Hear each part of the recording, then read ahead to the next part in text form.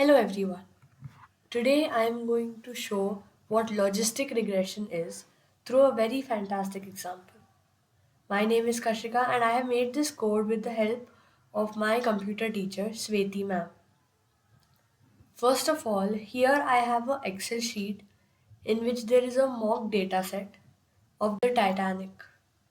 Over here there are various columns like the passengers, the people survived or not survived, the P class, name, gender, age, SIB, SP, parts, ticket, fare, cabin, and embarked. So, firstly, I will explain what these columns are. The passenger is basically the passenger ID. If I increase this size, it will show passenger ID. So, this is the passenger ID. This is the survived. So, if it is survived, if the person, let's say passenger number 4, has survived, so we will show 1. Passenger number 5 has not survived, so we will be showing 0. P class is like when we go in a train, there are three types of classes, right? There are first class, second class, third class. So over here also there is third, first, and second class. Then name of the passenger, sex means gender of the passenger, and then age. When we come on to age, we see that there are a few columns in which there is no value. So that means that while filling the form, maybe the person did not fill in this specific age, or maybe the age is not clear of that person. Maybe he looks younger but filled a age called, let's say, he looks like he's 10 but filled an age of what 50, so that is why empty, like wrong age or something maybe, so null value. Then SIB SP is basically if the passenger has how many seats, like let's say I am there and I am there with my mother and father, so my father will have two people dependent on him. So over here if you see 3, I can't see 2, so there are 3, 8. This male has 3 people dependent on him and one child. 3 adults and one child dependent on him. And then the ticket was, let's say, A, this. There are various numbers and no number will be same in the ticket. Then the fare is how much money that person has spent. It can be same, but it is less likely because here the money is going till maximum 6 decimal numbers as well. Now cabin, it is so empty. There are so many null values in cabin because we don't know. Oh, this data set was made after the crash of Titanic, the sinking of Titanic.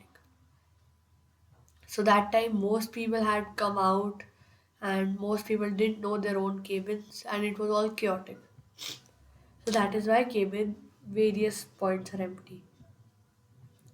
And then embarked. So if you will see in embarked, there are three. There is Q, S, and C.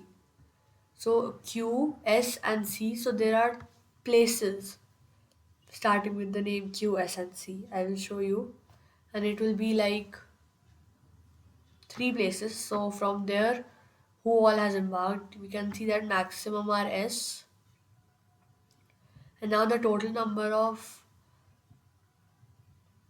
passengers we have is 891. So out of this, we will first analyze this data, clear the null values, clean the data and all, and then we will be going on to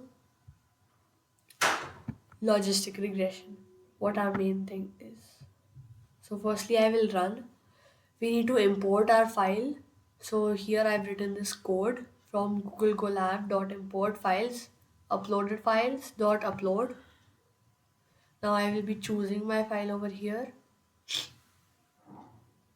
It takes a little time. And then here I will have Titanic dataset. I have chosen that. So now if you guys remember on my previous videos, we did linear regression. You guys do remember that linear regression was with continuous values. Logistic regression is with incontinuous values. So that is exactly what I've written here. And linear regression works on continuous data. And logistic regression is a type of classification in which it is a supervised learning. It is used to predict the categorical data, means like how many people survived, how many males or females, and then it does not have continuous values. So that is all. Now here we have import pandas as PD, numpy as np, cbond as sns, and matplotlib.pyplot as plt. I have explained all of these in detail in my previous videos, so go on to my channel and search over there. Now df is equal to pd.read underscore csv.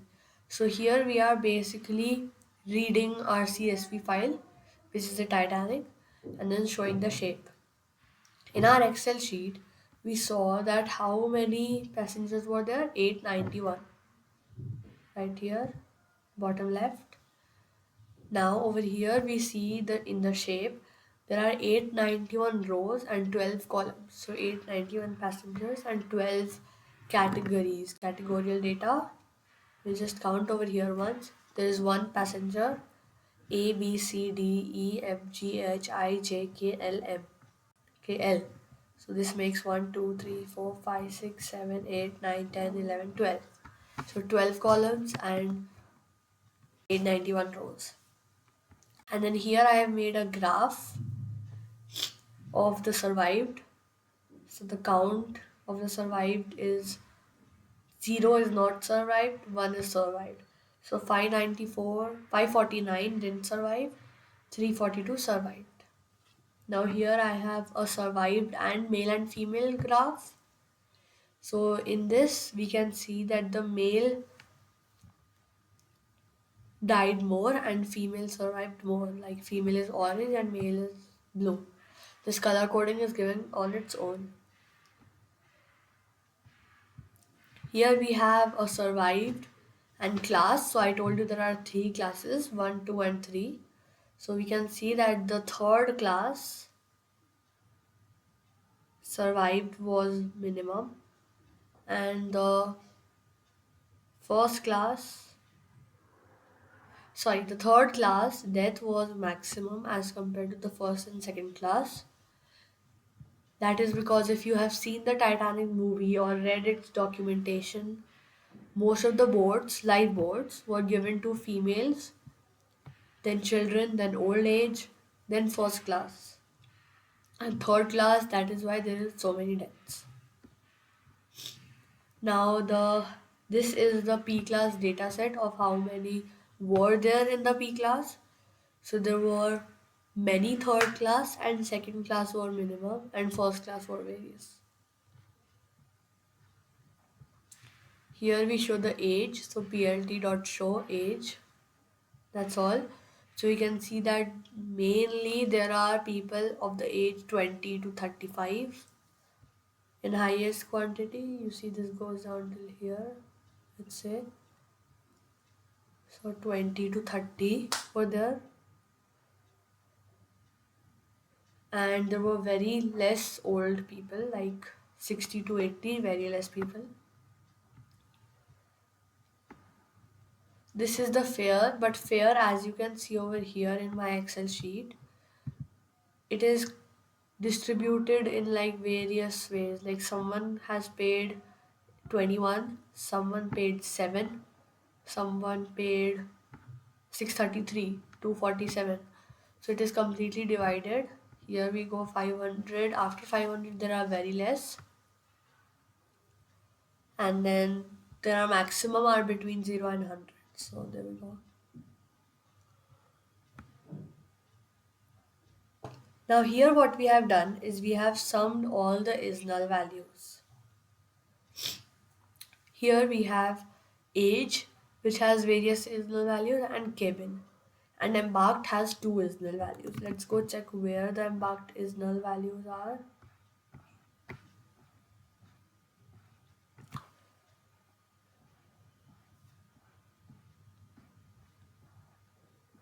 Here we have 1.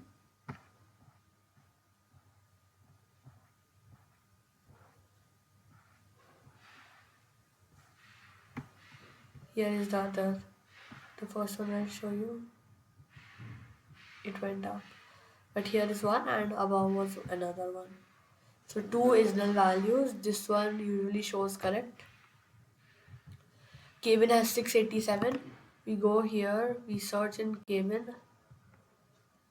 Yes, it does seem quite empty. And then even age has a few. So how many values does age have? Age has 177 values. We make a heat map out of this, like how many survived. Excuse me. Now, we drop the whole Kevin column. That is because there are so many null values. If we go on removing all of them, then it's not possible. And we can't fill in random values. And plus, Kevin has no point where why did the person die, so Kevin plays no role over there. So we remove the whole Kevin.